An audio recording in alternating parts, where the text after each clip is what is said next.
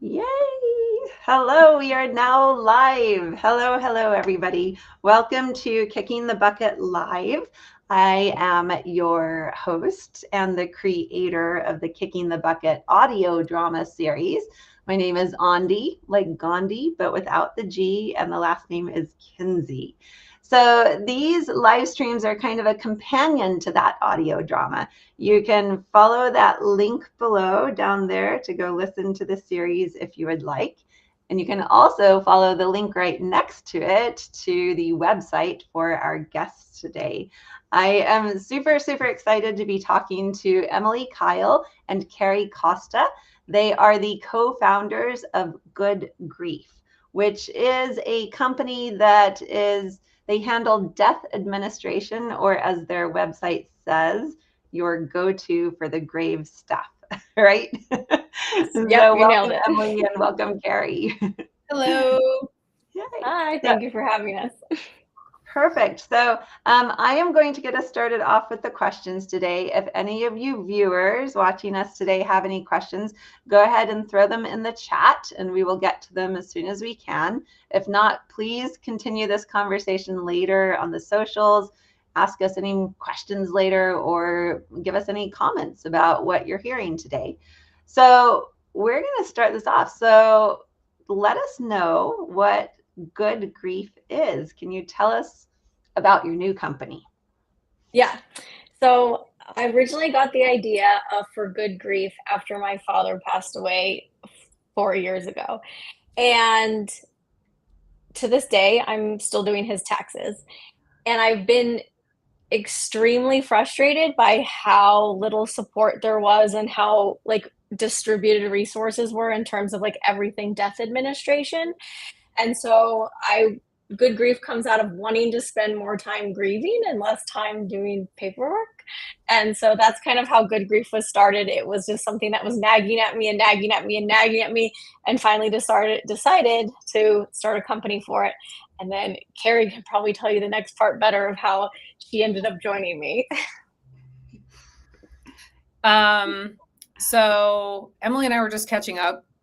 We worked together previously, and she was talking to me about this idea. And I've done a lot of just reading about like cultural customs as far as death, and um, just have always had an interest in sort of stranger and more macabre things. And she left our conversation with a giant reading list, and then later sent me a photo of like a stack of like every book I think I recommended, and was like, "Hey, it's my reading for the weekend." And I was like, "Wow, you bought all of the books that I recommended." And I had chatted with her about like, "Hey, if you need help with this, I think it's a really cool idea. I'm happy to look at it." And that was like more than 6 months ago. And so it rapidly went from like, "Hey, I have this idea," to she was like, "Hey, do you want to just, can you help me with this? Will you just do this with me?" And I was like, "Yes," because I was already very invested in the idea and the problem space. And we just, I don't know, very quickly realized like how many ideas we had, and how quickly we could, I don't know, kind of scale it and turn it into something cool and something bigger. Yeah. I think Yeah, that the thing behind it was that we realized like people are just not educated about this space. People don't prepare. And so, like, how could we use our background in like software and like how much compassion we have for this space to try to make a better process and experience for people? And so, the goal will be to create this end to end ecosystem where you can do everything related to death administrative and collaboratively. So like you're not doing this alone. It's not some burden that you have to shoulder on your own. Like if something were to happen today, I could tag in Carrie into my platform and have her help me being like, hey, can you like write the obit for me? And so that's the future we see for it. when you talk about like not doing it alone, is it creating a partnership with your clients and you, or is it your clients are finding their community amongst their people? I feel like it's the latter, because the thing that we envision is, to Emily's point, people most people assume that if they have a well-written will, that they're like, "Cool, I'm covered." Like, I have a will, it stipulates like the whatever funeral memorial planning I want. It says, that my car goes to my kid and that this happens and that like that's it. And the thing that most people don't realize until they're already in the midst of the process is that like death administration is like 1 million other things outside of that. And the collaborative part is giving people tools to figure out what all that stuff is and how to prioritize it and how to ask for help, because it's not as simple as like, okay, I have the will, like cool, everything's done. Like to Emily's point, the amount of paperwork and tasks and everything, like it's a lot. It's more like it's more than I think anybody's prepared for or anybody realizes, and it's not something that most people can manage on their own. So the collaborative part is yes, like your community being able to invite people like into a platform to be like, hey, like to sort of delegate, like I don't know. There's like not a phone tree anymore, right? Yeah. Like, it's not a matter of someone's going to bring you a casserole. Like there's a bunch of other stuff that like has to happen. That we want to help people like find ways to coordinate. Like I use this metaphor like too much probably, but it's like it's a really big elephant to eat, and you're trying to figure out like where to start with that for most people. So okay, like in the Kicking the Bucket story, the characters Dolores and Howard died. What happens next? Like, I mean, I've heard in these conversations that it can take up to 18 months to get some of this stuff taken care of. So I think a lot of us just don't even know like what happens next. Like, so what is it that we should be expecting, and what should we be so afraid of, I guess? I don't want to like instill fear in anyone, but I think the reality is it's a very personal journey of what happens next. And like the resources out there are very cookie cutter. And so, realistically, like, and they're cookie cutter for many reasons. They're cookie cutter because we don't really know our options. And so people just immediately, like, somebody dies, you go to a funeral home and you are like, okay, I guess I'm shopping for an urn or a casket. Like for me, for example, when my dad died, all I knew was the morgue was calling me and I had to get the body released, and I had no idea where to go but a funeral home. And so I think there's a lot of options, but we tend to have a prescribed path of like, okay, you have a funeral home that deals with the body, and then after the funeral home, there's a lot of unknowns, but people tend to go to probate to settle all of the financial stuff. But there's also things like people's home, and they tend to work with like a real estate agent, but like there's a lot of details that people don't know about of like, oh goodness, like you might have to get the house rekeyed so nobody could break in because you don't know how many people had access to that key, or you might need to clean out their house. Where are you donating those things? Or do you want to sell them? Or do you need to get them appraised? So like there's not a single prescribed path. And I think the resources out there pretend that there is one trajectory people take, and that's not realistically the case. And like we're trying to reduce the like noise and give people like things that are specific to their scenario, because there's already enough work. And like when you do a Google search, it's not that useful in terms of I'm overwhelmed by the amount of options it's telling me rather than what do I actually need to do now.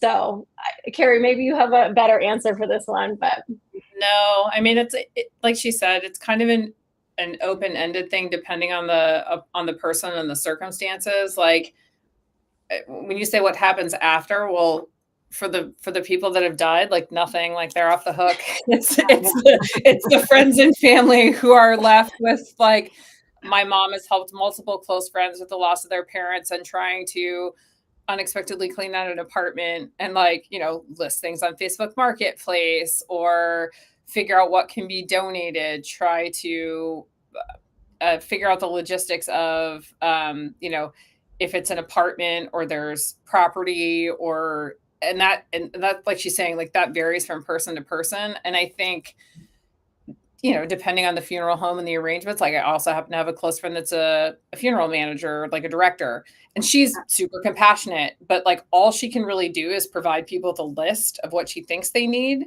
because that's where she's sort of like handing them off to whatever they have available, whether that's friends or family, whether that's nothing. There's a lot of, that's why we call it death administration, because it's like, it's not just a will, it's not just a funeral, it's not just probate. There's a whole pile of like other minutia that you're sort of thrust into in one of the worst periods of time in your life of dealing with the loss of a loved one, to then figure out like, okay, what am I supposed to do? Like, oh, I have to call banks and deal with utilities or have mail forwarded. And like we said, when you were asking like, hey, could we like go through a list? It's like, we could spend the next 45 minutes just like rattling off an endless litany of possible tasks, which would terrify people. And like, what we're trying to do is like bucket those tasks into categories and figure out like, does all that stuff apply to you? Like, what's the stuff that can help? So it's like, even for a, like my friend, a super compassionate funeral director who's going to say, okay, here's the stuff that you're probably going to need to do. Like, she can't then hold the hand of every person who has to manage that after the funeral is over, because she has all these other people to care for and their loved ones to care for. And her job is to, you know, give them a really positive experience with the funeral itself. But like after that, it's sort of like, you're on your own. Yeah. So that's where good grief comes in. Good grief comes in to hold your hand, essentially. Yeah. And I think offer relevant advice and practical advice. So I think a good example is, you know, a lot of lists or what's out there says you have to close down every account. We actually recommend that you cut off the bank accounts and credit cards, because then Netflix is going to cancel itself once the charge doesn't go through. And so it's kind of being more practical and like, how do we logistically make this easier for you from a really practical perspective of like, what do you actually need to do? What's actually urgent? And so like, you're not just like caught on hold with Netflix for 3 hours to get a $15 charge canceled, you know, like how do you be more efficient in this approach? And we specialize in that. And Emily, are these all things that you learned via because of experience? I'm still learning, honestly. It's firsthand. My dad's scenario was very complicated. He tried to will me adult dependence, so that's a whole other thing. But yeah, a lot of it is firsthand. I did not do it efficiently in any way, and like I said, I'm still doing his taxes and still have a million questions out. When I was like writing a recent blog article about like the estate process, I realized he had property that I've actually never titled in my name. So it's just like, I've been paying taxes on it. I don't know if I have squatters. I don't know what's happening there. So I think I got to go drive up to the county and figure it out. So like, yeah, if I wish I need to start using my own tools apparently. Yeah, it's been a learning experience. Like, oh, hey, here's all this great advice we could give other people. Oh, have either one of us done these things? Like, well, no, like you're learning things like in the wrong order, not the wrong order, but it's like, just the amount of information that's there. And the other thing that's interesting is like the misconception that like, oh, I don't really have anything, right? Like, I don't own a lot of assets. Like, I'm not wealthy. I don't have a bunch of money in the bank or a bunch of real estate. And the reality is that like, sometimes people with like less, the perception of less, as far as like, I'm not worth millions of dollars, like those estates are super complicated, especially if you have combined families or multiple marriages or like stuff wasn't written down. And it's like, okay, that stuff is actually like kind of more complicated because there is some nuance to like how that's supposed to be taken care of. And you don't like, we especially don't want to leave people who don't have any resources, assuming that they're going to have to spend all this money for an attorney to handle all of it. Cause like, yeah, sometimes you're going to need a lawyer, but then there's a lot of stuff that if you, I don't know, felt empowered to figure out what to do next, that you could do by yourself, but people out of just like desperation and overwhelm will pay a probate attorney because it's like, oh, I don't know what I'm supposed to do with this. It feels too complicated. It's like, that stinks. Like nobody should have to feel like they have to, you know, pay for those resources to deal with that if they're able to do it on their own. Yeah. Do you, welcome to our viewers, by the way. So if you have a question, throw it in the chat. So do you, oh shoot, the question just went out of my head. It went that way. It was something about, oh yeah, the pre-planning. So how much of this can be done in advance, because we have been talking with guests about advanced care planning. Is that what this is, or advanced care planning falls under your personal body and this is outside of that? And I'm just kind of confused about it, because it's like this whole industry, the whole industry gets a lot. It's overwhelming, like you said. Carrie, do you want to go? Or you want me? Like the answer to your question. Where do we even start? Is like yes and no. I mean, I think that we've tried to be realistic about the fact that it's like not everybody's a planner, right? Mm-hmm. And you can talk to people, and one of the sort of goals of the company for us is just to like try to change the conversation to encourage people to talk about it, because there's a lot of cultural taboo, there's a lot of avoidance, like people they don't want to think about that, they don't want to talk about it. But the reality is that it's going to make a big difference to the people that you leave behind, because that's who's going to have to take care of everything. So whatever you can do ahead of time will make those tasks so much easier for people. But we're also trying to be realistic about the fact that, like, you know, as knowledgeable as I am about death related things, like my stuff isn't all like planned out. Like I don't have all that like sorted, and we're not trying to like shame anybody into like, how come you don't have all this done yet? And it's like, no 25-year-old is like, where's my will? Like, let me get that organized. So it depends on your individual circumstances. Like, yes, like the goal is to try to encourage people to plan more, but in lieu of that, like, we're going to accept the fact that the majority of people that hopefully will end up helping are the people who are trying to deal with somebody who didn't necessarily plan well, to try to still figure that out, but at the same time educate a group of people. So if you end up being the person like Emily, who's had to deal with her father's estate, that she's now like, cool, I don't want to do this to anyone else in my future. Like, what can I do now to make this less challenging for people in the future? So whether that looks like a very detailed will, making sure that you have legacy contacts on things like your main bank accounts or your phone, like, because let me tell you, like trying to get a court order to like get into an iPhone is like not something that someone wants to have to do if they can't like log into anything, or if that looks like, you know, us single-handedly convincing everybody that they need something called a revocable trust, so that they don't have to go to probate court, because court is lame and people don't want to pay lawyers. Like, I think I recently just convinced my father-in-law to do that for his mother. He's like, what do you mean I'd have to go to probate? Like, it's a lot of it's an educational thing. So there's a lot of options, but yes, like the more that you think about it, the more that you plan, the better organized you are, and the more sort of consolidated your information is. Even if it's like my grandma, where it's like, you know, written down in a notebook, the better armed someone will be to kind of handle that on your behalf. So it's like, it's all of that. Like, we're trying to educate people about their options. We're trying to encourage them to plan. We're also trying to account for the fact that most people aren't going to plan, and there still needs to be stuff there to help everybody anyway. Yeah. So like all of the above, Emily, does that sound like the right I would say, to Carrie's point, right now, like, you know, 70% of people don't have a will. So that's how we're building the product, assuming how can we provide the most value to help people who are most in need, which is people who just lost someone. So that is specifically how the product's designed. But if I'm going to give you like a very direct answer to like specifically answer your question, I'm like, I think you could take like away 75% of after like post-administrative tasks based on planning through the things that Carrie said, of having a trust, having all your accounts assigned to a beneficiary. You can give away things while you're alive. So there's the Swedish, what is it? The Swedish, death cleaning. So I'm like, realistically, you could get to your stuff and like the process down to the person just maybe needs death certificates to close your accounts. Like, it depends on how complicated your life is. And you can also, like, for someone who's like very well off, like hire lawyers or somebody to do this. But I think there is a place where a lot of the burden could be alleviated by having the conversations, by planning, by knowing what is available to you, like the trust versus will, by knowing, really specific about your wishes, so nobody's having to guess. You can prepay for those things.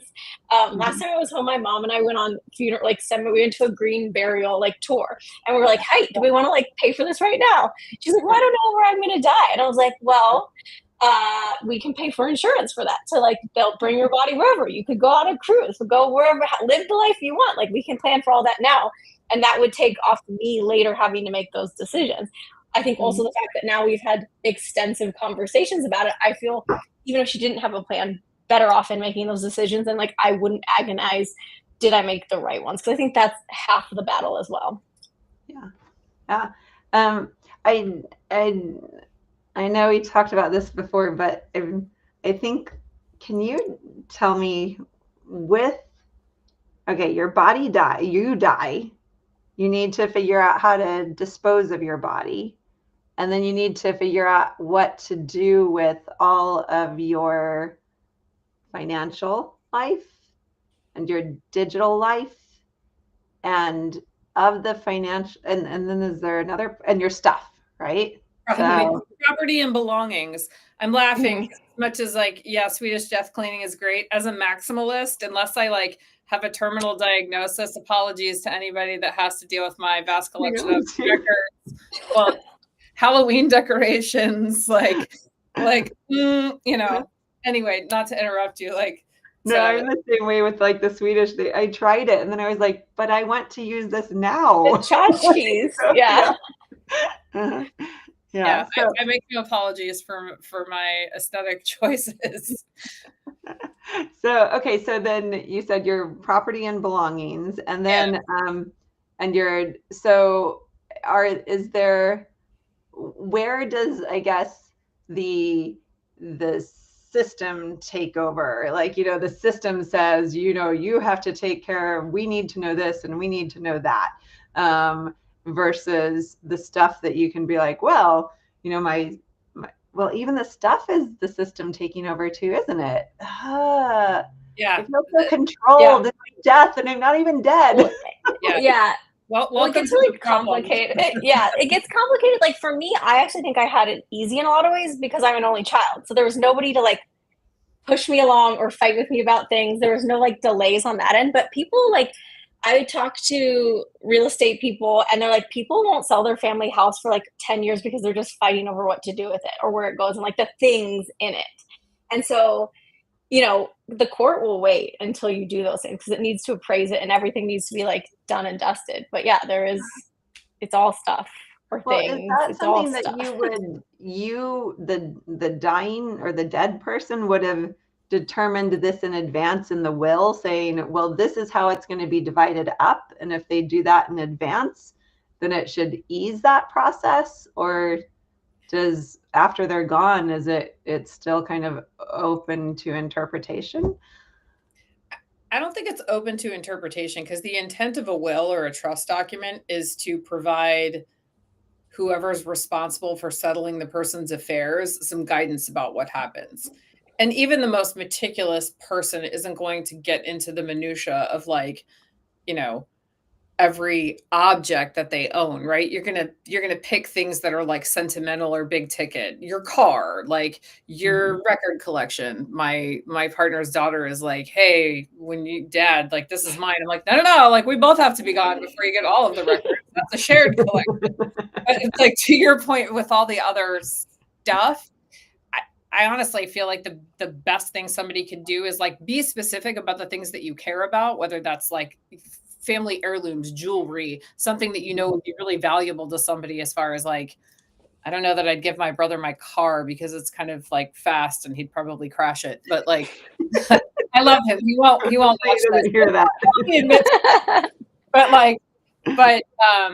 But for everything else, just having something that says that like, I'm comfortable with you donating all of this or selling all of this. So the place where I feel like we're going to step in and hopefully help people is to help them prioritize those things, because like in terms of like urgency, like that's not a big deal, right? That's a thing that you do when you're comfortable to do it. And if what you need to do is you need to take care of like the legal paperwork and then you need to sit on the other stuff, like, cool, we can connect you with companies that will come in and do estate sales. We can connect you with, organizations that will come and handle donations for you. we can connect you with services where like if you're overwhelmed because like you're trying to deal with the sale of a house and like there's a housekeeping service that'll come in and clean everything for you because like that's just one more thing that someone else is going to have to take care of. Like we can't make those decisions for you because that's going to be different for everybody. But what we can do is to like help you figure out when that stuff matters and how to do those things a piece at a time or to delegate to other people to say, hey, you clean out the sewing room at my aunt's house. Like, I don't want to do that. And then find ways to connect people with, with services that they would need to help sort of administrate that. Cause to your point, like, it's like an infinite number of things. So in that infiniteness, there is also the fact that it's local and state, I guess, specific to the locality. So you're a company that works throughout the United States, right? So how do you work with the different local logistics? Yeah. So in terms of one of the first questions that we have to ask is your zip code, because the number one thing is we need to provide you relevant and like legally relevant results because like it's crazy how vastly states differ on their laws. For example, I'm here in Texas, they, don't allow body composting, but they do in California. So if I'm in California, that's an option for me, but not here. And so I don't want to provide someone something that's not useful to them. So we can do that through asking people, like that is one of the first onboarding questions, because again, like how do we give people relevant content and reduce noise for them? And then there's also sort of the like marketplace component, which allows us to display any relevant vendors for whatever stage they're at. So if I'm, in California and I'm very curious about aquamation, I could use that as a filter and see like any aquamation that services my area. And we might have to say like, sorry, there's nobody within 100 miles. Like, do you want us to give you options for like body transport that is legal in your state? So it's that degree. Does that answer your question? Yeah. So you do a lot of research and compiling the information.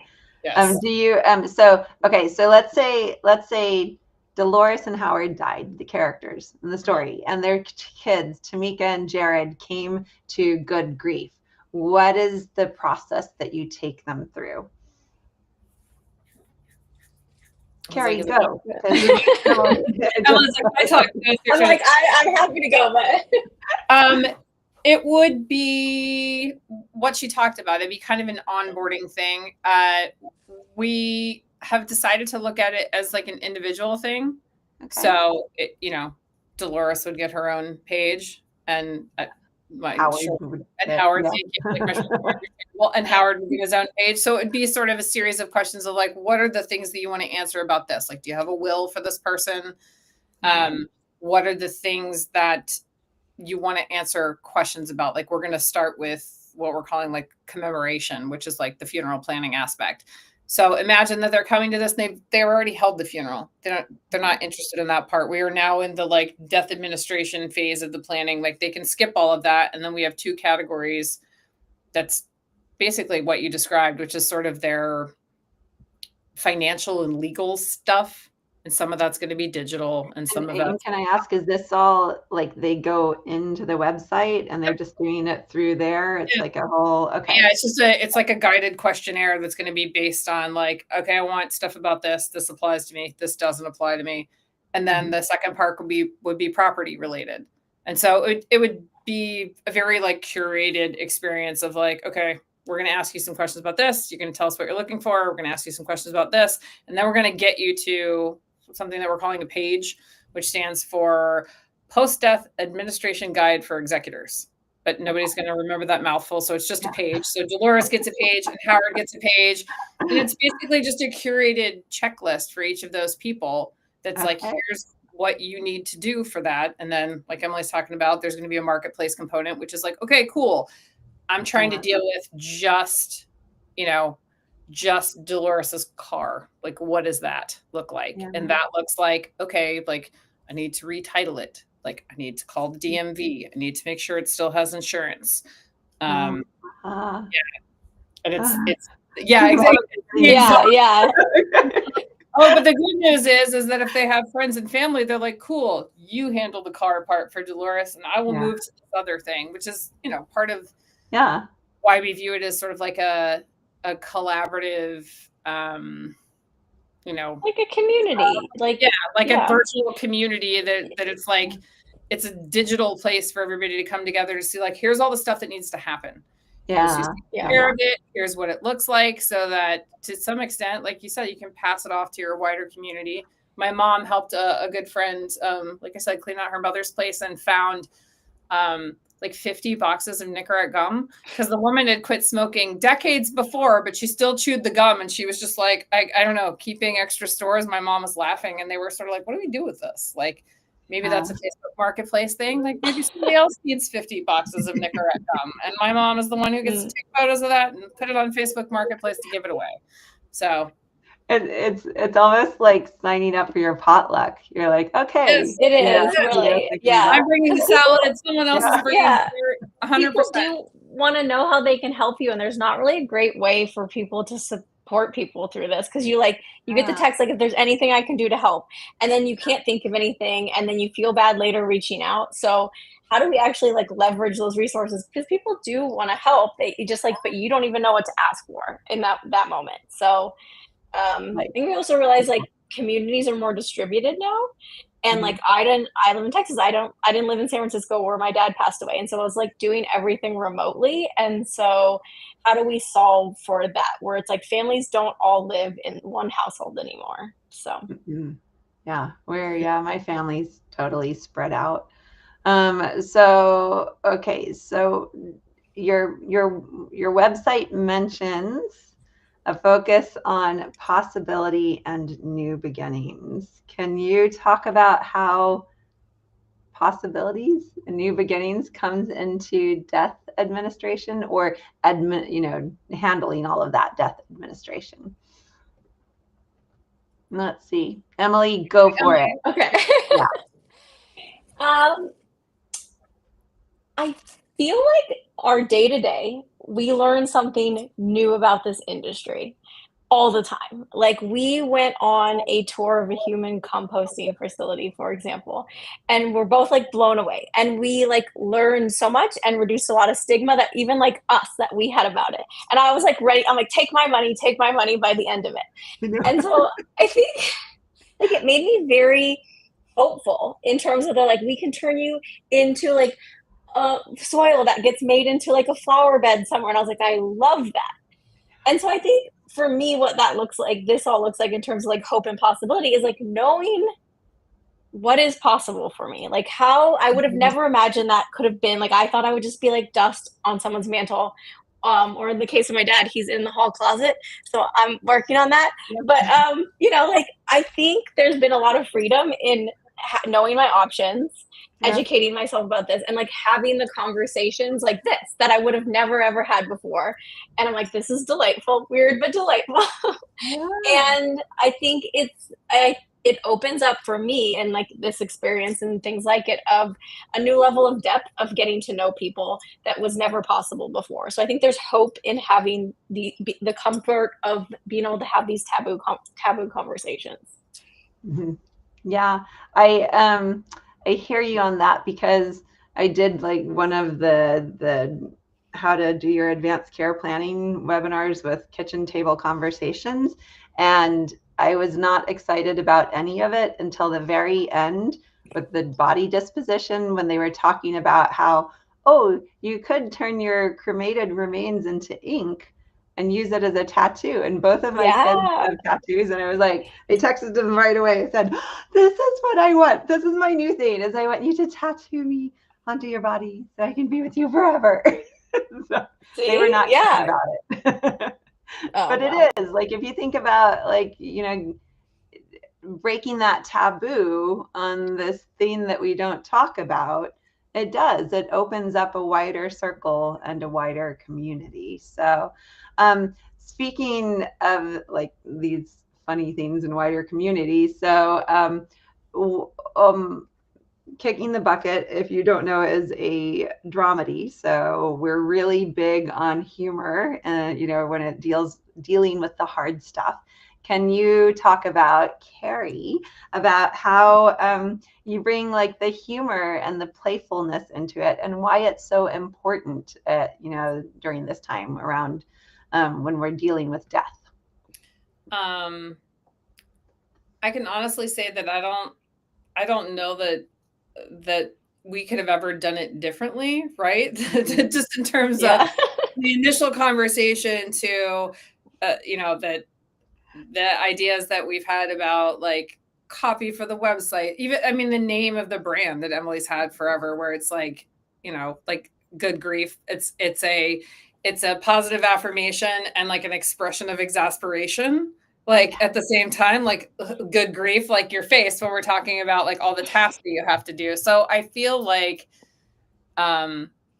one of the things that we're focused on is there are a lot of resources for grief related stuff, the emotional part of the stuff, but we're focused on the practical part of the stuff, which is equally as important. And I think having levity about it and like being humorous, it's like you have to, like that is a natural way to process things. It makes it easier. Having some like playfulness with the language that we use and the brand, and like trying to walk the tightrope of not being too weird for everybody, but trying to make sure that the conversations are hard, and having humor when you have them, like, is an acknowledgement of that. Like, no, it's an awkward thing to talk about. Like Emily's mentioned, like my grandmother has all of her arrangements like taken care of, and is also very much done like phases of Swedish death cleaning. I don't even know if she realizes that's what it's called, but she's super practical about it, to the point that she scared my cousin's wife into thinking that she was like terminally ill because she was like trying to give things away. And so she came back to my mom and she was like, "Is your mom okay?" And my mom's like, "Yeah, what do you mean?" She's like, "Well, she was like asking me what I wanted in her house." And she's like, no, like that's just her way of like trying to plan and make things easier. Like not everybody's like that. But I feel like the more you normalize it, the more you talk about it, the more like humor we have. I feel like it makes it more approachable, and that's something that's super important to us with like the name of the brand and the way that we're approaching it, because it's I don't think it's healthy to be so detached and removed from it. Like I think it's better to have more open conversations, and the more you poke at that, like the easier it is for people, and they realize that it's a thing that everyone has to deal with. Like you don't, it's not like, what is it, the thing that you said, Emily? Like one of the things that we came up with was like talking about death isn't going to make it like happen faster. Like people have this like impression that if they, that you're courting disaster, or that something terrible will happen because you're talking about like, oh, I shouldn't talk about my death. Like that makes no sense. Like that's a weird cultural sort of like fear that like we want to gently like push people to get over. Yeah. I'd also add like what we see out there is like such sterile conversations with like funeral homes, for example, or insurance companies that only use very like scripted language, and we didn't want that. And so that's, I think, how the line we're trying to walk right now. But Carrie said it best. Trying to be helpful, but not chase people away. Like, all of life. Yeah, that's part of why with Kicking the Bucket, it was like, oh, everything is always so heart-wrenching. Where is the humor? Because there is humor in all of this. So then, do you have like just your favorite factoid or your favorite like bit of information that you've learned about the history of death or death traditions, or like anything that, in all of the research, because you have those beautiful blogs on your website and you have the death quiz and you have all these puns.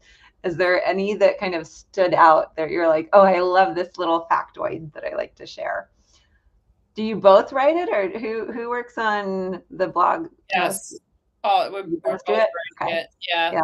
Like the week before last, we both just spent the whole week kind of deep diving on a bunch of stuff. I feel like by the end of it, I was like, I feel like I should be a lawyer at this point for the amount of things that I've read. I'm like, can I get an honorary degree? I don't know, Emily, what do you feel like the most interesting? Oh goodness. I I love how specific people get, the people who do plan ahead.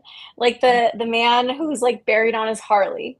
Or this week we're doing a post about people who left crazy amounts of money to their animals. And so I think just when people do like really have explicit wishes, it cracks me up to the degree that it goes like there's animals worth millions and millions of dollars that you will find out about this week. Yeah.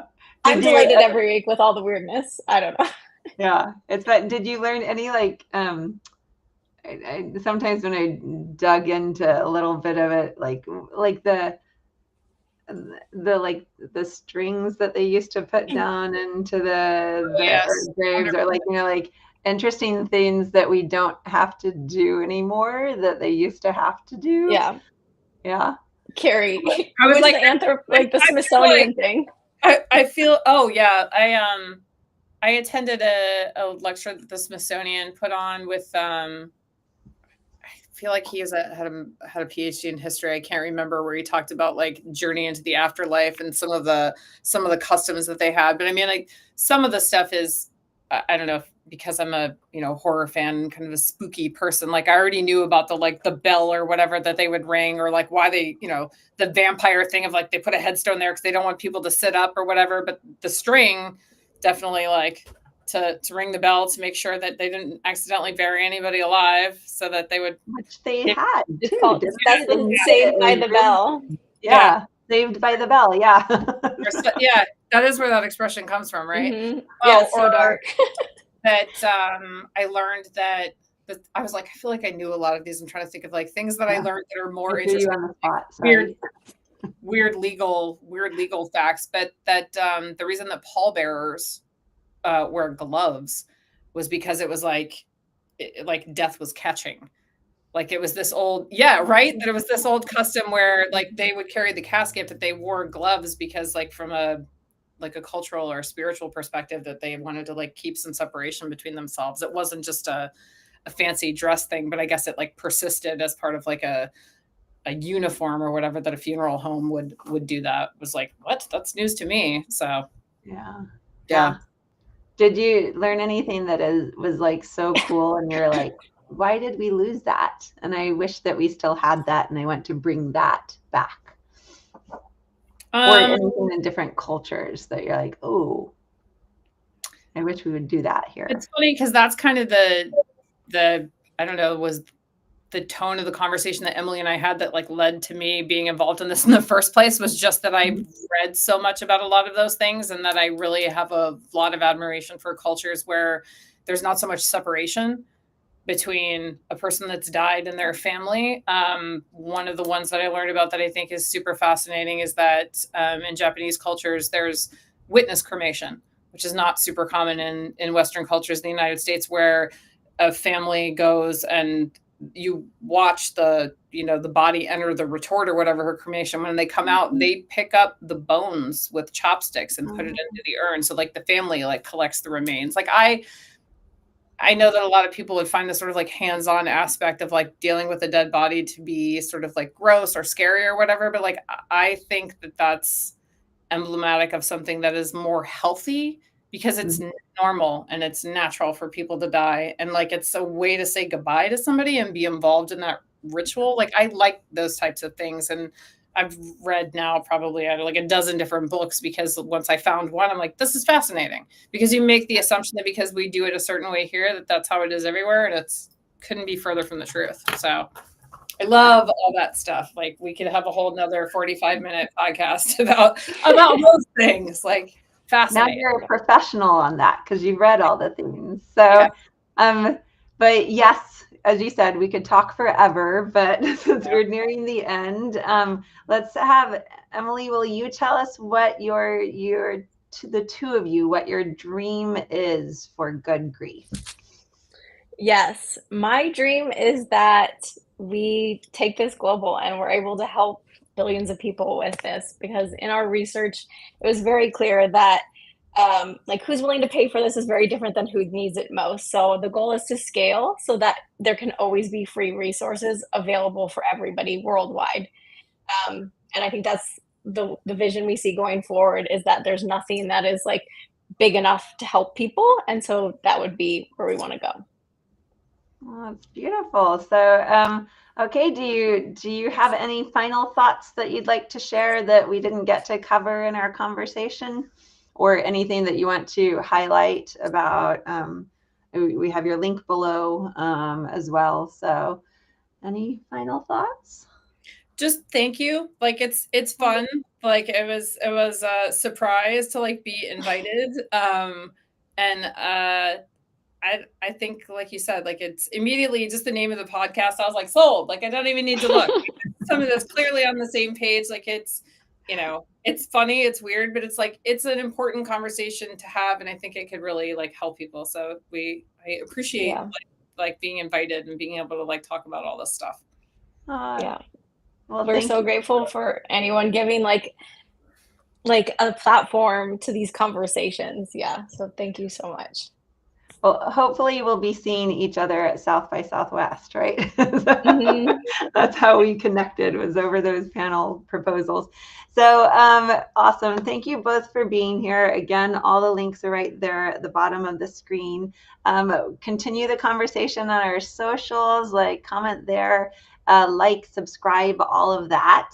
Next week, on Thursday, the 18th, we are talking with Will Weldon, who is a video journalist, and we're going to be talking about heart-forward storytelling and recording that story of your legacy in advance. So I hope you can join us next week.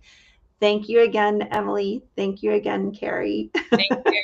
Thank you. We're going to say goodbye now. We'll see you all next time. Goodbye. Bye, audience. Thank you.